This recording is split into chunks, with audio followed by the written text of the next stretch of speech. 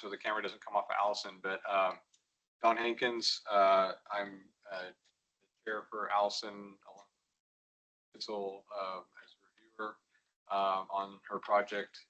Allison Mego will be presenting today on the plan to reintroduce Tule Elk to Big Chico Creek and Butte County. I'm going to turn it over so we can get started. Typical format, real quick, is that Allison presents, then we have questions from Rick and I as committee, and then we open up to the audience. So, awesome. Thank you. Thank you guys for coming today, whether you're in Teams or in person. I appreciate your support and also your general interest in this project. Also, thanks to Eli, Gary, Don, and Rick for your support and your help for this project, and as well giving trust in me to build the foundation of this project to hopefully become reality one day, which is reintroducing Tule Elk back to the Big Chico Creek Ecological Reserve. So a little disclaimer, most of my stuff was written before the park fire in 2024, and most of the restoration work is being done right now, and that's the biggest priority currently for BCCER. A little background on the Tule Elk. They are an endemic species to California. They range from the coastal range to the Central Valley to the Sierra Nevada foothills, and there was approximately 500,000 at one point in the state, but then by 1870, they dwindled down to about 3 individuals, and this is due to overhunting and agriculture practices being done in their habitat. And then by the early 1900s, management plans were put into place, such as reintroduction, and because of this, they were taken out of the extinction level, and as of today, there's about 5,700 of them. In California, maybe a little bit more, and they're currently at a steady population, but their habitat is considerable. So finding new locations for the Tule Elk to reintroduce is one way to ensure their existence into the future. So habitat loss has remained a persistent issue for wildlife, and the demand of agriculture increasing with the unpredictable climate change can significantly impact the Tule Elk's location and their population in the coming years. USA is among other countries predicted to face a significant decline when it comes to wildlife population, and this is due to the demand for increase of food crops as well as grazing areas. So it's expected to grow by 50% by 2050. 67% of the roaming elk in California will be vulnerable to climate change by 2050, and it is expected their decline of population and habitat as well. In California, there were Tule elk were a common species of sea before the 19th century, and sightings in Butte County continued until about 1870, and between 1973 and 1986, over 700 translocations of mammals, birds, and reptiles occurred annually in North America, with about 44% concentrated more on threatened, endangered, or vulnerable species. And the success rate of reintroduction project generally increased when the habitat for the species had higher quality forage, and as well when they're reintroduced into historical range. But there's little information about reintroducing own gates, such as the elk, into areas where they historically occurred. And then just to show in perspective, like visually, how much habitat has been lost over time, left being indicating where the Roosevelt, Tule, and Rocky were throughout California. And then on the right, you can see where they're currently at. You can see clearly as well the Tule and the Roosevelt had lost land over time, and the Rocky Mountain elk herd have actually increased over time with habitat. So this project can provide more context on whether what types of locations should be considered when identifying new translocation areas for Tule elk, such as focusing on areas where they have historically been in, and prescribed burning incorporated in management plans like BCCER. This project also assesses whether BCCER is an appropriate site for Tule elk, and for reintroduction by applying the criteria outlined by the California Department of Fish and Wildlife in their 2018 elk management plan, specifically the Appendix G. This project will also identify further steps or management actions that may be necessary before any reintroduction begins. And then just to see all the criteria that I'll be talking about and how I compared it to BCCER, I listed up here. There's 9. And basically through this project and through this presentation, I'll be going through each of them. So the methods was a lot of research. The maps that you're going to see throughout the whole PowerPoint were created on ArcGIS. Tom from BCCER also helped me out with this. And most of the data was taken from the California Department of Fish and Wildlife, BCCER, ESRI, CGIAR, and USGS. And then other data was taken from the Mechoopda tribe, National Park Service, City of Chico, Butte County Public Health Department. I even looked into excavation sites such as Patrick Site 4 Butte 1, and also looking into a lot of scholarly articles, other people's master thesis, other college institutions data, and then I looked at current Tule elk habitat, specifically the Owens, Cache Creek, and the East Park Reservoir, because they have similar habitat sites like BCCER. So the results, I'll be going to talking about each of the criterias you saw earlier from Appendix G. And the first one we'll be talking about is the historical range. So with the historical range, I looked into talking with the Mechoopda tribe, grabbing their information from their website. I also looked into John Bidwell's journal, who also states in his journal that there was a vast amount of elk in the area into Butte County. There's old military maps that have elk going into Butte County to BCCER. And then the excavation site for Butte 1 Patrick site, there's actually elk bones indicated in that site too. So, the Patrick site is about, I think, 10 to 15 miles from BCCER. And then the last thing that helped, I believe, support that BCCER has Tule elk historical range in there is grabbing data from the CDFW's database and overlapping it with the BCCER property. So in the map, you can see there's like a red, the red property is indicating BCCER, and the orange is indicating the historical range.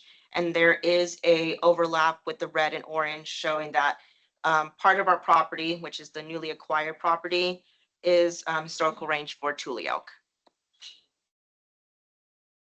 The next 2 criteria I decided to talk about in this one slide because the map that you're about to see addresses both of these, which is there any existing population currently established of Tule elk in Butte County or at BCCER? And is there any potential risk of hybridization of another elk species when it comes to introducing Tule elk into BCCER? So on this map, you can clearly see in the orange is the current Tule elk habitat. Most of them are down south from BCCER, so there's no established herds currently at BCCER in Butte County. But when you looked into where the Rocky Mountain elk herd, you can see there is a overlap in the pink radius. The pink radius is indicating 15 miles or 15 miles that I got from the Cache Creek herd. They've been recorded to travel 15 miles or more throughout the year. So using that data, I decided to put a 15-mile radius around BCCER to see where potentially these Tule elk herd can go. And you can clearly see that we might have an issue with hybridization of the Rocky Mountain elk herd with our herd potentially. Now we're going to habitat quality. With habitat quality, I grabbed the ecosystems that are currently in East Park Reservoir, Cache Creek, and Owens Valley, and I looked into what type of ecosystems BCCER has.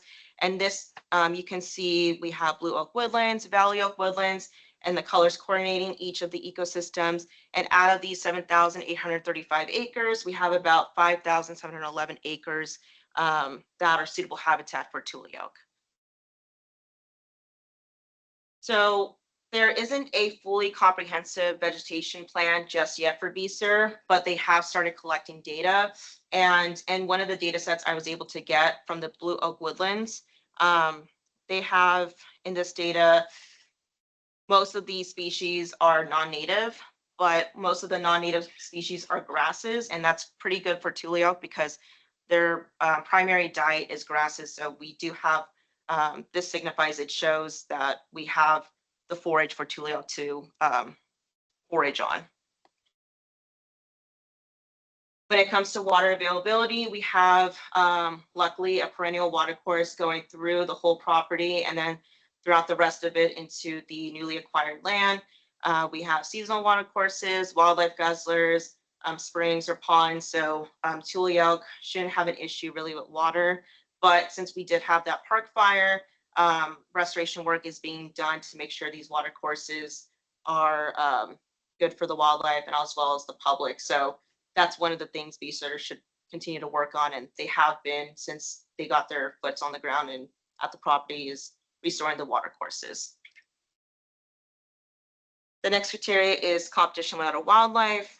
So looking at to knowing what the known competition of elk in North America, I put a list and I compared it to what are the other elk species, other species that we have on the BCCER. And the two primary ones that we have that could potentially have some overlap with the foraging is cattle and our deer at BCCER. Looking into the predators of BCCER in North America, elk are susceptible to American black bears, coyotes, gray wolves, and mountain lions. And we currently have all of them except for the gray wolves. When it comes to population management, there are different methods that has been used throughout all the Tule elk habitats, and one being primarily hunting. Hunting's been done for many years. In Cache Creek, they use that still since the beginning. They reintroduced Tule elk, and it has been very successful in making sure the Tule elk herd are at a level that won't bring any type of overgrazing into the area. And drones and GPS collaring has also been used in the past couple of years to monitor where the Tule elk and elk in general like to forage and where they like to inhabit more, and where are they going throughout the years. And then the last one is virtual fencing. So virtual fencing is pretty new into the wildlife world. It has just started going into the free roaming species such as elephants and kangaroos, but it hasn't been done on elk yet. But it has been showing some promises in those wildlife species that it has been helping them out to deter them from a different area or helping them from not going to a highway or road. Virtual fencing has been done over time in cattle, but it is making its way into the wildlife world. So that could be a futuristic method we can use potentially for virtual fencing and elk. Conflicts with humans. So we have one concern, like one big concern when it comes to conflicts with humans, which is the Highway 32. BCCER has Highway 32 along the whole property, and we really want to make sure that we know about this, because with vehicle and elk collision, it's not a good idea. So really analyzing the data that a graduate student just did, I believe, like a couple weeks ago, Marianne, on the wildlife crossing on Highway 32 would be essential to work with Caltrans on seeing if we can do an underpass or an overpass when it comes to wildlife crossing.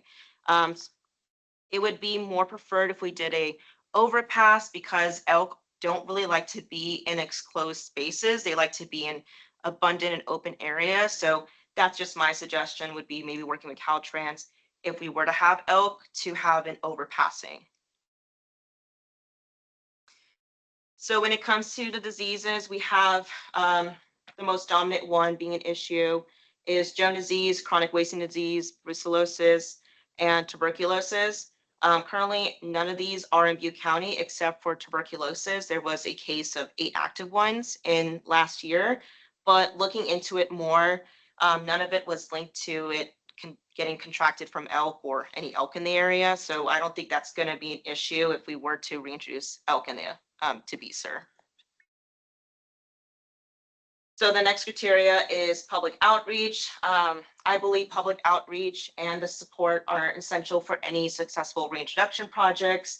As of 2024, Butte County population is about 205,928 people. So in that, we should be targeting the public with farmers, hunters, and the local neighbors. And One of the reasons being is because in the 15-mile radius that you saw earlier that I used to see if there's any hybridization, this can also show where the Tule elk are going to go. They're not going to stay in one place. They're known to roam around, and just making sure we have collaboration with the neighboring properties, with the Mechica tribe, city of Chico, and them understanding that the elk are not going to stay in one place and they might be in your backyard soon is going to be essential for this project. Last thing I was talking about is recommendations, discussions, and conclusion. So earlier I talked about how the coyotes, black bears we have currently at BCCER and mountain lions, and looking at data of how the predation rates are for these species in California, it's actually pretty understudied.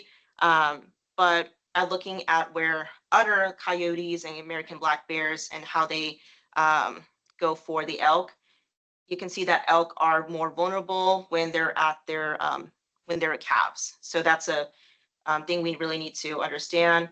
Also with the gray wolves, we don't have any at BCCER right now, but they are showing up in the upper counties above Butte County, such as Tehama, Siskiyou, Modoc, and Lassen. And that's pretty important because we are going to be having elk potentially at BCCER. And with the gray wolves, that's part of their diet. And with the cattle up in these northern counties, it is expected that the wolf population might increase over time, meaning that their movements might be coming more down south. So it's important to know and continuous monitoring of the gray wolves movements and population increase over time, because it might dwindle down the elk population in the beginning stages, and it could affect the success rate of this project. Competition with other wildlife, looking at what we currently have are least cattle and deer. When it comes to deer and elk, there is a little bit of overlap, but it's like less than 32% when being compared in research that I looked at. And predominantly though, the deer don't really forage on grass as much. Elk are grazers, while the deer eat more of shrubs and herbs, and the grass is not really part of their diet. So the overlap is more, it happens more when it's in the winter, when there's not a lot of forage, and so everyone's basically eating whatever is available. And that's where the diet composition with the deer and elk will overlap. When it comes to cattle though, there is a greater overlap, because with cattle and elk, they are great, they're both grazers and they both eat grass. So in order to bring in elk, we might have to consider if we're going to have continuing leased cattle on the property, because we could look into overgrazing issues if we continue to have elk and cattle in the area. Some more recommendations is really looking into the Rocky Mountain elk population and seeing where they're currently at. There's been some sightings once in a while, like as of last year, someone posted on social media that they may have found a Tule elk in Butte County. But in the maps you've seen earlier, there's no Tule elk established herds in Butte County. So I was trying to get data to see like if this was a confirmation, but from my understanding, I don't think it was. I think there was a, this might have been the Rocky Mountain elk herd, but I think it's a good reminder to really be visual on knowing where the movements are with the Tule elk and also where the Rocky Mountain elk herd. So trying to figure out if the Tule elk are indeed coming into BCCER and we're just, you know, getting their habitat ready, or are we getting the habitat ready for the Rocky Mountain elk herd? Another thing is we're still doing post-fire watercourse restoration, so continue on doing that to make sure the water availability is good for the elk. Really looking to the data, the wildlife crossing feasibility study that the graduate student just did a couple weeks ago, and working with Caltrans and seeing if this is a possibility of doing a overpass for the elk, so we can lessen the potential of vehicle and elk collision. Another thing we can work maybe with Caltrans is looking at their animal activation detection system, which can also help mitigate risk of Tule elk crossing onto the roads. And so drivers are well alert if there's an elk in the area. And building upon the public outreach and engagement, establishing a public outreach team to conduct surveys and gauging feedback on how they feel about the project would also be essential. And I was talking about earlier on a comprehensive vegetation plan and it being important later on. One of the reasons is to figure out the carrying capacity that Tule Elk can potentially have on the BCCER. So, and knowing the data that we have 7,835 acres, and just estimating that maybe 50% of the land is usable forage for Tule Elk, and then also estimating that we have 1 ton of acre per year, and I was able to come up with 870 elk we could potentially have at BCCER. And with that comprehensive vegetation plan, we can figure out the actual number of forage production per year. So that's one of the reasons why it would be important to get that so we can get the actual number for carrying capacity. So more collaboration we would want to consider is City of Chico and also our neighboring properties. As I discussed earlier, the pink radius is indicating where the Tule Elk might be in the coming years if they were reintroduced. So maybe getting a letter of support and just in general, their support of having Tule Elk going into their properties would be great because everyone will be on board, but also the Tule Elk will have more land to access when it comes to their range. Another thing too is I really want to end on is collaborating with the Mechoopda tribe. So reintroducing Tule Elk could be very important for the success rate because there's a cultural knowledge and stewardship that can boost the project to succeed. And this can also support the California Natural Resources Agency pathway, the 30 by 30 goal for tribal collaboration. As well, CFW also aims to start at least 5 tribal monitoring or habitat projects by 2050. Reintroducing Tule Elk would also be ecologically both important and culturally significant to Butte County. It could help restore biodiversity and enable the tribe as well as other local tribes to reconnect with their traditional practices involving elk, including harvest when managing population. So conclusion, the habitat quality at BCCER is adequate for Tule Elk to survive on. The project suggests that the elk may thrive actually in this environment due to the current stewardship practices at BCCER, such as prescribed burns. And research that I've looked into, elk really prefer to be in areas that have just been recently burned. And it's also been shown that the forage quality is better for the elk after they've gone to an area where it has been recently burned. It is unlikely that competition with other wildlife species at BCCER would occur if Tule Elk were to be reintroduced, assuming that cattle are excluded from the new property.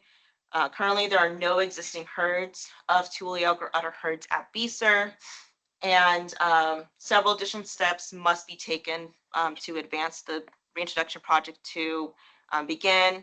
And this project assessed the criteria in Appendix G to determine BCCER suitability for elk translocation and demonstrated that BCCER can and should be considered a suitable site for Tule Elk.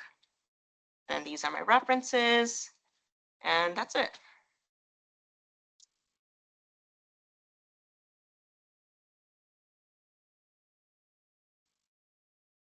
Vic, you want to lead off? Sure. I'll ask a few questions here. Was looking, you had some data there from the Department of Fish and Wildlife and several others. Did you look at all at U.S. Fish and Wildlife Service, their data for Tule Elk in the state? I didn't really look into that one as much, but I'm primarily just did California Department of Fish and Wildlife because they have the elk management plan. They're mostly dealing with elk in California, so yeah. You mentioned the overlap with Rocky and was looking at that map. Yeah. Looks like they potentially could already be here, especially after the park fire. Yeah. Mm-hmm. So that picture that you showed, that you had gleaned from one of the social media platforms, I believe it was. Yes. As far as identifying that particular animal, it'd be hard to do from that picture. So Yeah, I was looking into, I was trying to contact this person. It didn't really, like, I wasn't able to, but just looking at the information that was provided on that post, it seems like um, that elk may not be Thule elk, even though it may look smaller. And it just didn't seem as plausible it would be Thule elk. But yeah, I wasn't able to figure it out because from that picture, but you can clearly see it is an elk at least. And so that's Sure. something we definitely need to acknowledge is that regardless if it's a Thule, I mean, I think it'd be cool if it was a Thule because maybe they are coming into BCCER. But to acknowledge that there is an elk spottings are coming in more frequently into Butte County and maybe more down south than we originally have recorded from California Department of Fish and Wildlife. You also mentioned the virtual fencing. Mhm. So in your mind, how would you envision that to help out with keeping the elk on the beaster? Yeah, I think with the virtual fencing, it would be primarily just for the Highway 32, just because like I said earlier, it's harder to keep them in one area, and it has been shown like it doesn't really work out when you try to have them in enclosed areas. But I think the virtual fencing can be used for Highway 32. Um, there's been it kind of works with the what Caltrans does with the activation system. And what's cool about it is that like if there's a vehicle come by, the fence that you put it in, it does an auditory cue for the elk to like get alert, like something is like near, like what's going on, and they're more alert of the vehicle. So um, that's what I was thinking more of the virtual fencing wise for that, just more alertness for the elk to know like there's a vehicle or something nearby and they have to be present on what's going on around their surroundings. Sure. And that sure beats high fencing with Yeah. the potential for other damage to other wildlife. Yeah. Um, I know we've talked about this, but just want to run this past you one more time here. I think I would encourage more elk translocations throughout the state Mhm. due to the potential for expansion of the gray wolf in the state and those subsisting or those packs subsisting on domestic cattle and other livestock, increasing their herds, and that could potentially decrease all of our efforts for restoration of elk in the state. What's your thoughts on that? So bringing in more elk into this area so we can, sorry. And their populations Yeah. to offset what might The happen. cattle, yeah. I mean, I think that could be pretty good. And I feel like it would be really great for the cattlemen because they're going to be losing their cattle if we continue on with not having um, another species that the wolf can potentially just, go more into. But um, that's just what I think about is like, I think it would be a good idea. And also with wolves, like it has been seen in other research that having wolves in elk in the area can really help out with the population management when it comes to elk being at a certain level that you don't want them to be in, so they can be the natural way of population management in an area. I hope that answered it. Follow up on that one. Um, you tell me the benefits to an elk herd that the wolves may actually um, demonstrate on this population by their predation. Like the benefits for the wolf to go after. Benefits of the wolf or benefits to the elk herd with the wolves present. Oh, yeah, they wouldn't have to compete with each other as much when it comes to like forage. And I think that's like the primary one. Like, you won't have too many elk in an area where they're both competing against each other for food resources or even just resources when it comes to reproduction. So that's what I'm thinking would be good for the elk because they won't have to really compete with each other when it comes to an area of living. Disease control. Do that too. I mean, the less elk I mean, the more elk you have in an area, you can also consider that there might be more diseases that could happen with these elk. So one elk having one disease can really affect the other elk. So if there's less of them, it could be less likely of them getting that disease. Next one, elk will create wallows on springs. How do you think this will impact other species? as well as, and I'm just gonna kind of make this a two-part question. Okay. So creating those wallows, either benefiting or impacting other species. And then also, we have seen with large herbivores on the blue oak woodlands, decreasing the thatch and the overgrowth of grasses, reducing the impact of fires Mhm. on our trees. Yeah. What are your thoughts on that? Like on how elk could help out with that. So with elk, since they are grazers, they could help with any dead or dried up vegetation, and that could help out with the community and as well as anywhere they're at. With when it comes to wildfire, they can basically help us out with having less of that type of stuff when it comes to like the hotter days where maybe it's going to be prone to a wildfire starting. So I think it could help out with lessening the chances of wildfire happening in the area if we have elk in there. Okay, so reducing fuel load. Yeah. And then back to the wallows. Hmm. Your thoughts on creating the wallows and either benefiting other species that could use it, like the yellow lake frog? Yeah, I could open up habitat a little bit more. Like we have like, well, not anymore, but like in maybe certain areas at BCCER, we potentially could have dense vegetation that other wildlife species can't use. So with elk coming in, they could potentially clear up the area for other wildlife species, such as like the yellow-legged frog. I think it's a sensitive species here in Butte County. So it could help out any sensitive or threatened species that may need to have an open area for foraging or just living on.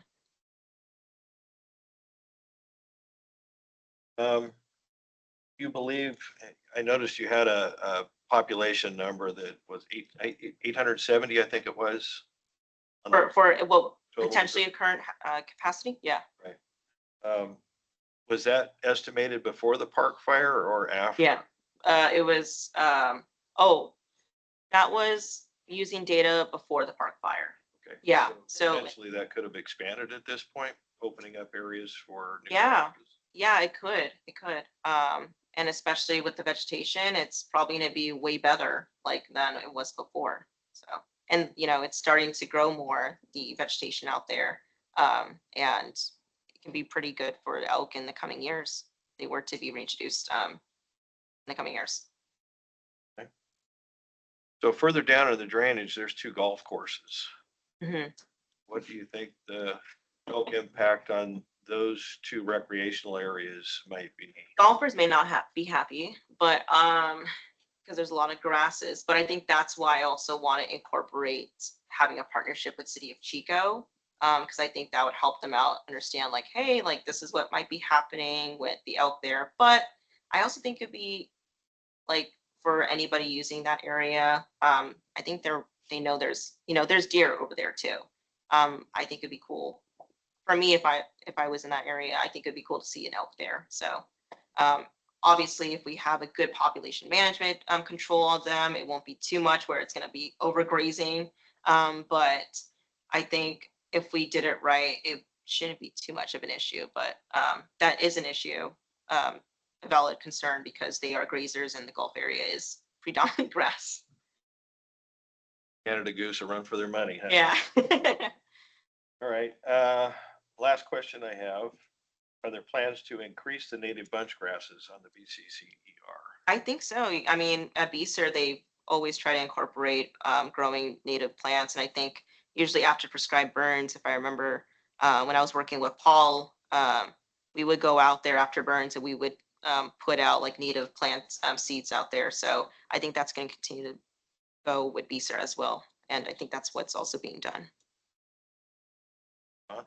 A lot of great questions. Got me thinking more about different things as well. You know, I'm thinking you weren't present when we had a meeting with the Department of Fish and Wildlife. over Yeah. this. One of their, well, obviously they're concerned about this idea of hybridization. Yeah. Obviously, you know, you're not coming at this from a genetics Mhm. perspective, but you know, from a general habitat perspective, Mhm. what's your gut instinct in terms of like the suitability of this site or one versus the other of the subspecies of elk? So like if Rocky Mountain elk were actually to come in, there isn't a difference really in diet compositions. They're all three of them are grazers. So especially with the Rocky Mountain elk herd coming to Butte County, and the temperatures habitat changed a little bit from where they're currently at. I don't think it's going to be an issue for them to survive on BCCER property because the habitat apparently like in Butte County, it's very pleasing for them. So I think they would do pretty well at BCCER because we do have the habitat and water resources for Tule elk, which their diets predominantly like it's the same as the Rocky Mountain elk herd. Obviously, it's different in different areas in California because each ecosystem differs. But with the Rocky Mountain elk herd, I think they would be able to survive on BCCER. Yeah, so that actually leads into an idea that you and I've talked about, and that is this idea of like, are the subspecies more or less evolved to a specific niche Yeah. within the systems? And given that so much of the Central Valley has been converted to agriculture and now urbanization, like there's a lot of habitat components that are missing. Mhm. But one thing that seems to hold Tule elk in place is water. Permanent water. Yeah. So I'm kind of wondering, like, what are your thoughts around that in terms of maybe Rocky Mountain elk being more suited to drier areas? And what would we do differently perhaps at BCCER if we were really focused on Tule elk? Like when it comes to water availability, is that Water like, and food, yeah, in the sense of like what may be specific for them as a subspecies.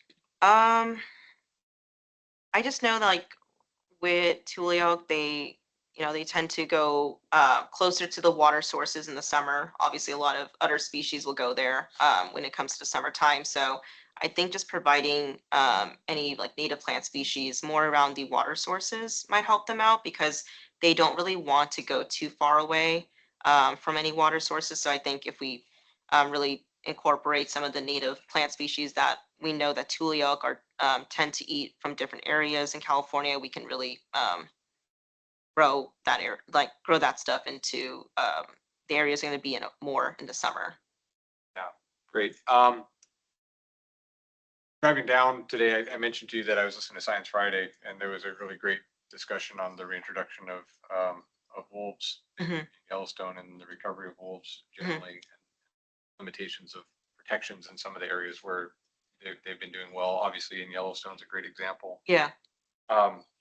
There's some great history there and ecological outcomes that have come from that. And I think Rick's questions kind of get to this too, is like, there's some benefits that could come from this. Yeah. But one of the things that elk and the interaction with elk and wolves is that wolves will tend to drive elk into some different areas. And this is one of the concerns from the Department of Fish and Wildlife folks, is that they may get pushed off of BCCER into the orchards. Oh, yeah. And so, it's like, I guess I'm just kind of wondering, like, what are your thoughts in terms of that interaction and unintended consequences? Yeah. I mean, I think speaking with the farm, like one of the reasons why I was talking about public outreach is to make sure like the whole community, like the majority of them will hopefully be okay with this. So I think if we were to target those types of community members and being like, hey, this is a potential issue, like how can we like make this like more for you to agree upon? Maybe we can like build some type of structures. I mean, I think there's some fencing happening in some of the orchards. So maybe just like letting them know and like educating them like, hey, these fences will deter these types of elk. Or maybe even talking to them about like the whole virtual fencing concept of like putting those alert systems.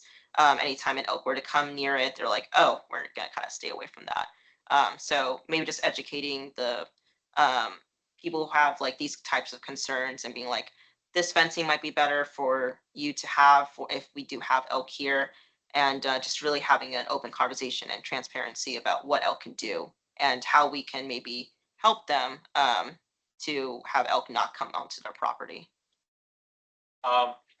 This last one I'll ask is gonna be like a really high level, like weird question.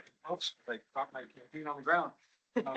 But thinking of the synergy of things like Rick was talking about, how elk create wallows, and there's a water benefit that occurs, and there's a biodiversity element that occurs. Um, if I were to bring Wade Crowfoot, Secretary of Natural Resources for the state, or Chuck Bonham, the Director for California Department of Fish and Wildlife, in with those things in mind, like what would be your pitch point to them for why elk are so important to this landscape? Of being like how it can open up these plant species to maybe grow more, or Are you familiar with 30 by 30? 30 a little bit, yeah, with the, So 30 by 30 is connecting water, biodiversity, yeah. carbon, all that, climate resilient stuff.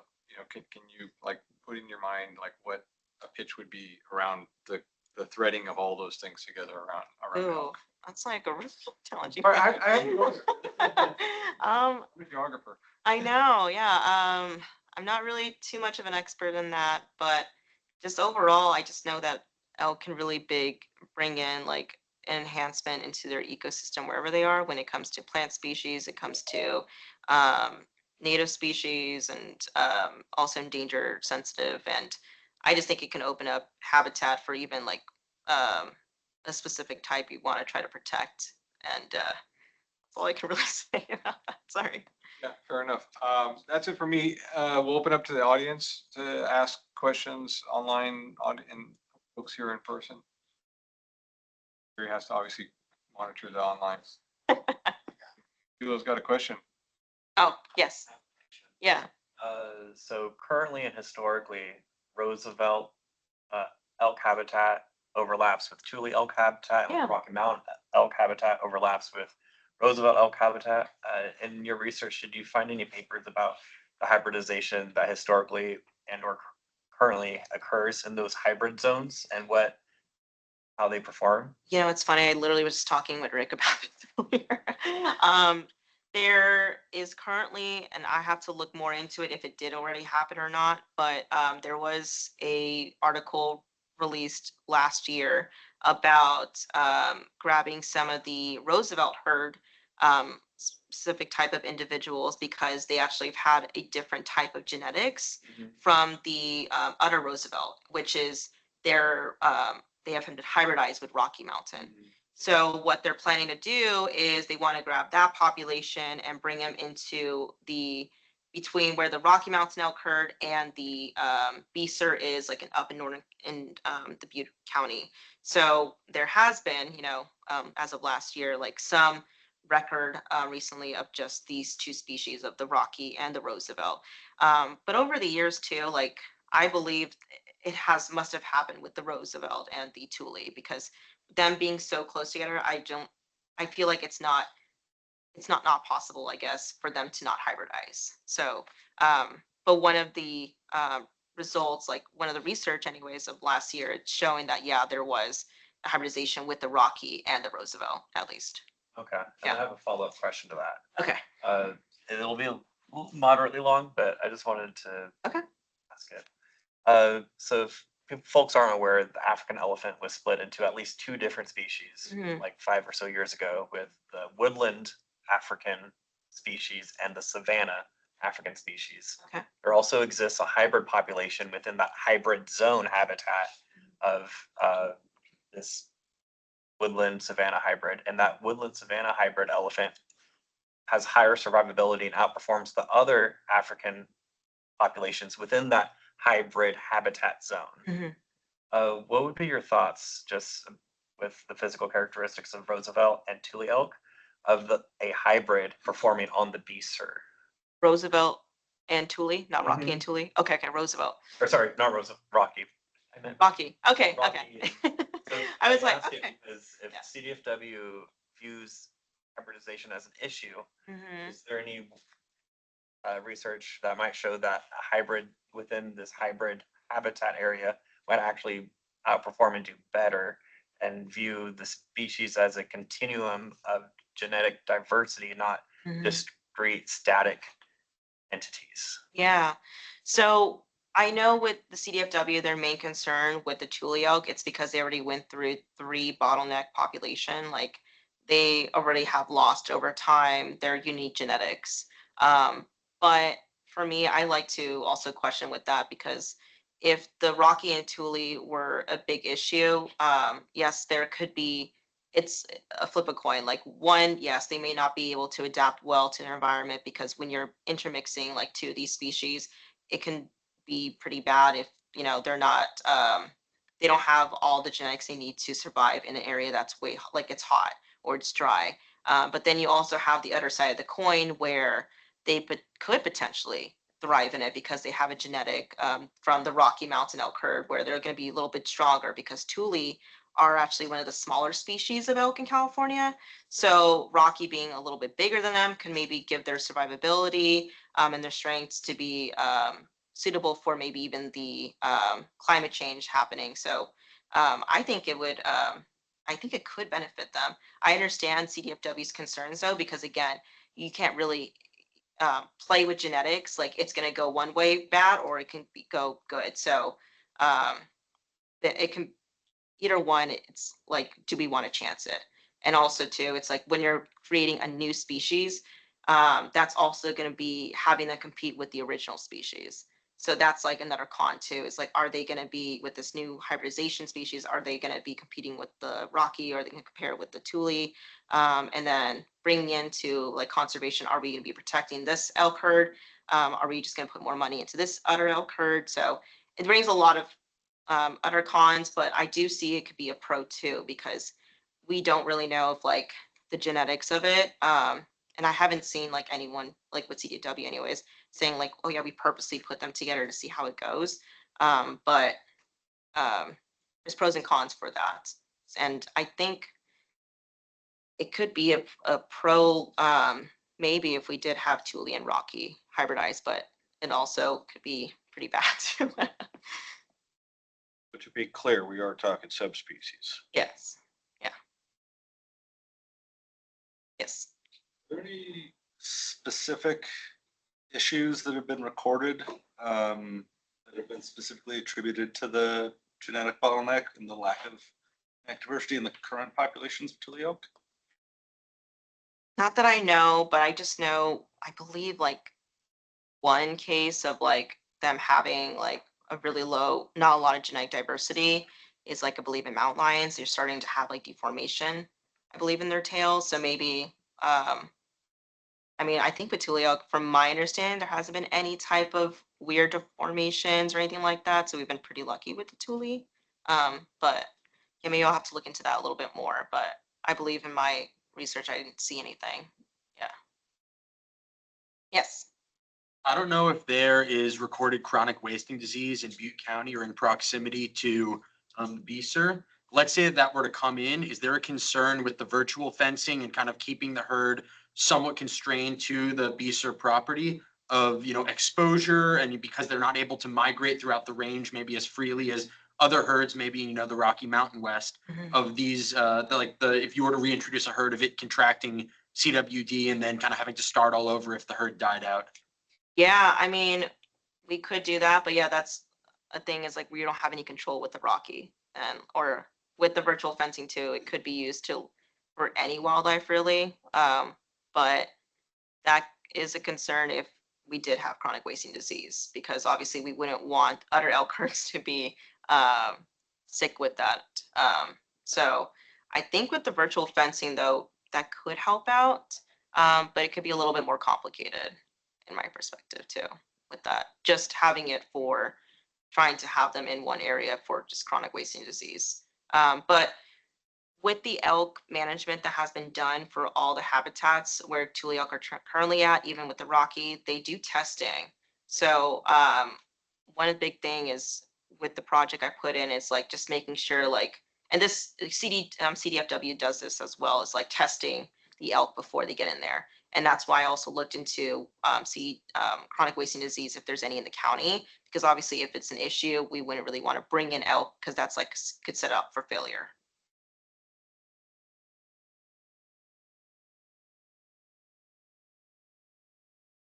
Anyone else? Yeah. Not really a solid question, but Okay. I guess something I think about is that like especially near where I live, like around like the Auburn recreation area, they try to use like goats for invasive grass management. So it's interesting hearing about the diet of Tule elk Yeah. because the goats, one of the things that I've seen pop up in like Facebook arguments was that some of the goats were like munching on also some of the that were protected. Mhm. Some of the pecker lilies Yeah. that were being protected in the Auburn area. It sounds like the elk's diet is a lot more like specifically, although do they have like a preference for the native bunch grasses if it's available? Yeah, I mean, I think with anything that they find, like it's like with grass, they pretty much will eat. But they also do eat acorns. I believe in the Cache Creek population, when they did a diet composition, they actually had about 45% of acorn by volume in their system. And then they had the 42.5% of grass in their system. And the rest is just like shrubs and herbs and stuff. So they, yeah.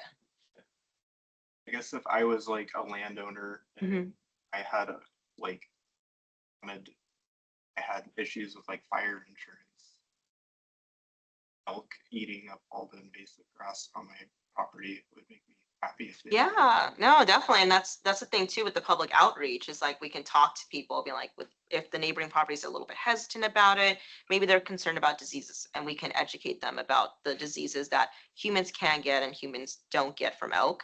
And also reassuring them it's like we wouldn't bring in any elk that are known to like are having disease right now. Like we wouldn't do that.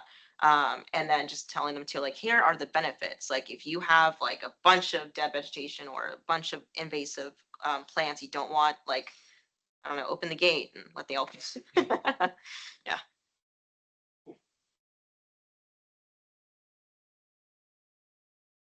Questions?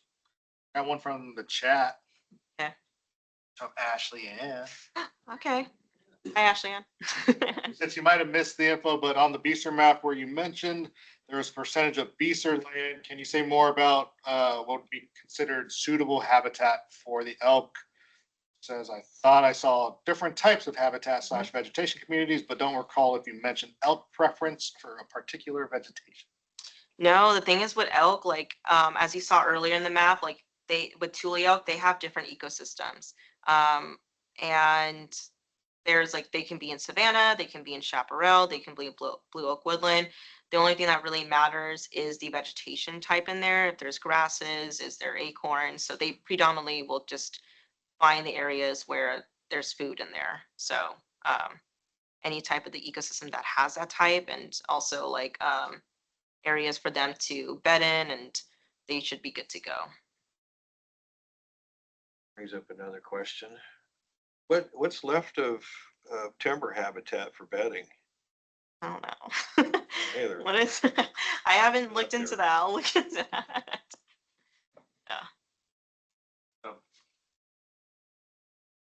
100 acres. Anyone else? loss. Everything stumps rotting. I'll be back. I just appreciate the work that you did on this, and just congratulations for making it to the finish line. And one thing I want to like just emphasize too is just the support of like our community and donors that helped, pay for some of the time and effort it took to come into this. So Yeah. it's an important project that we were happy to help fundraise for, and we're happy that we're at this point of it. Yeah. Thank you. Anyone else? All right, well, let's give Allison Rollins a round of applause.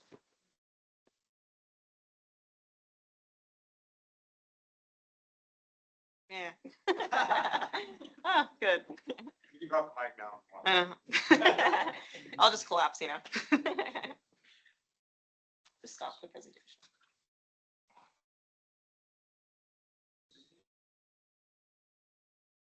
Just end the call. Okay. Thanks everyone on team.